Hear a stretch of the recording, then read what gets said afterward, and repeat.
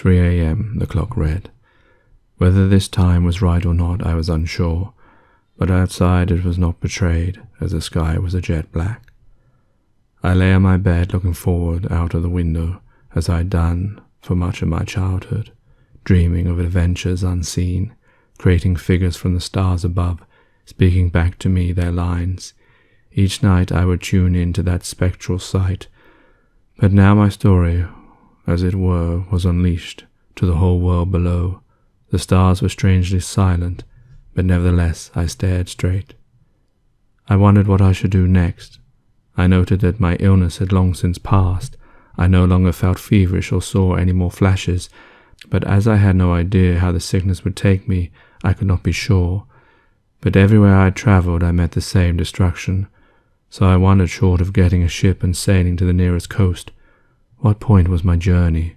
Should I stay put here, the place of my birth? I went to the kitchen and made a bowl of cereal. There was no milk, so I opened the back door, climbed over the neighbour's fence, broke the door window and helped myself to their fridge. On my returning I glanced up at the sky and looked up at the full moon that beckoned out before me its bright splendour. I went back to my room upstairs, turned on the radio expecting to hear nothing, but I was pleasantly surprised. A man spoke from what sounded like a telephone to a person sharing the studio. It was the most horrific sight.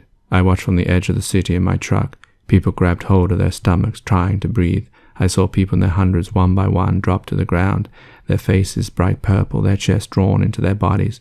I saw children, women, men, each one drop, and then there was silence. Nothing moved, even animals dropped to the ground.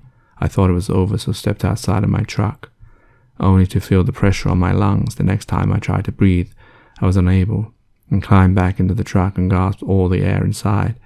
I put my foot on the accelerator and drove as far as I could. I drove past as much as I could the dead bodies that had fallen further on. I eventually found the next city where air was in its abundance, but still the dead were to be found. I heard other people on your show describing a big explosion, a nuclear one, that a fog brought a genetic radiation. But how could this suck the air out of this area? I just don't understand what had happened to our world, why it was happening to us now. It's truly unbelievable.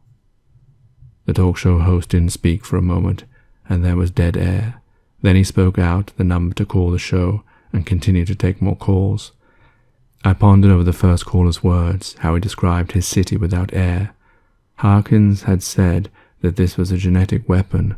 Could it be possible that it had mutated and could not just alter humans but also the world around them? Could that explain that earthquake in the Scrag City?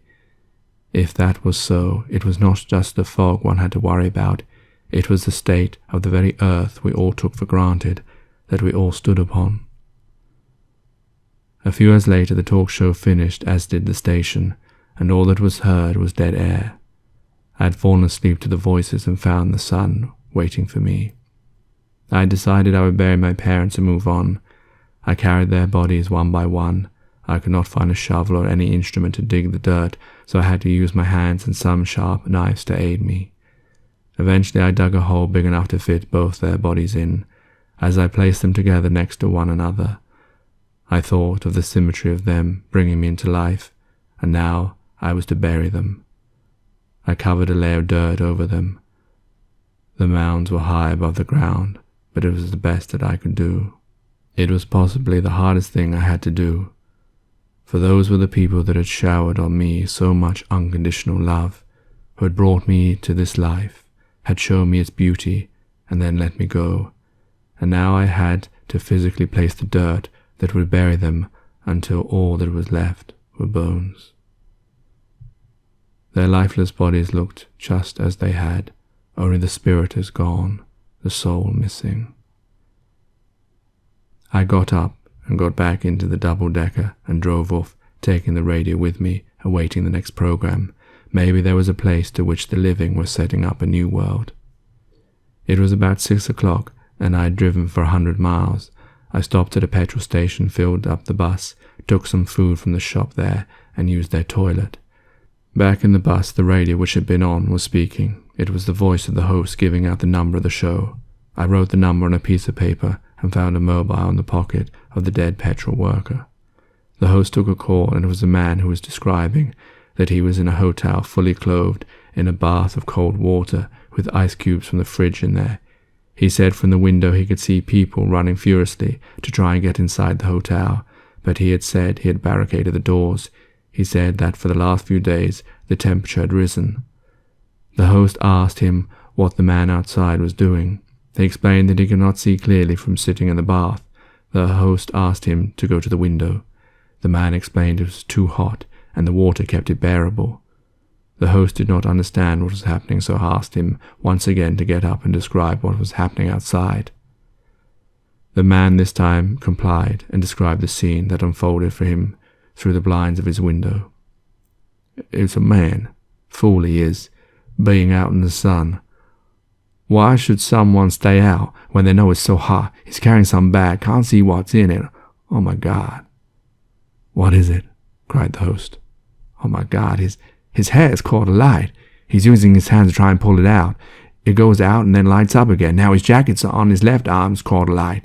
He's trying to put out the flames out, rolling about the floor. Oh my God, his whole body's lit up. He's on fire, the poor bastard. He's trying to put the fire out, thumping his body, but the flames won't go out. Oh God. The voice abruptly ceased. What happened? Said the host, and for a few moments the man said nothing. He looked towards me. I saw his face. It was mountain. I saw fire in his pupils. Then he dropped. He tried to put himself towards the hotel, but now he stopped. He keeps reaching for his bag. I can see now what's inside it. Medicine. I can hear the crackling sound like a roast in the oven. His clothes are gone. He's inside. It's burning now. I have to go. It's so hot in here, so hot. I must get in the bath. A splash was heard, as if the phone had been dropped in the bath, but it was not picked up. No voice was spoken on it again. Hello, hello? The host called. The searing heat he had described had obviously got the better of him, too. The host said he was taking a break and would return in 30 minutes. I got back in the bus and drove down the empty road. I kept the radio on for the next 2 days, but I never heard another thing from it. I tried ringing, but no one answered the phone.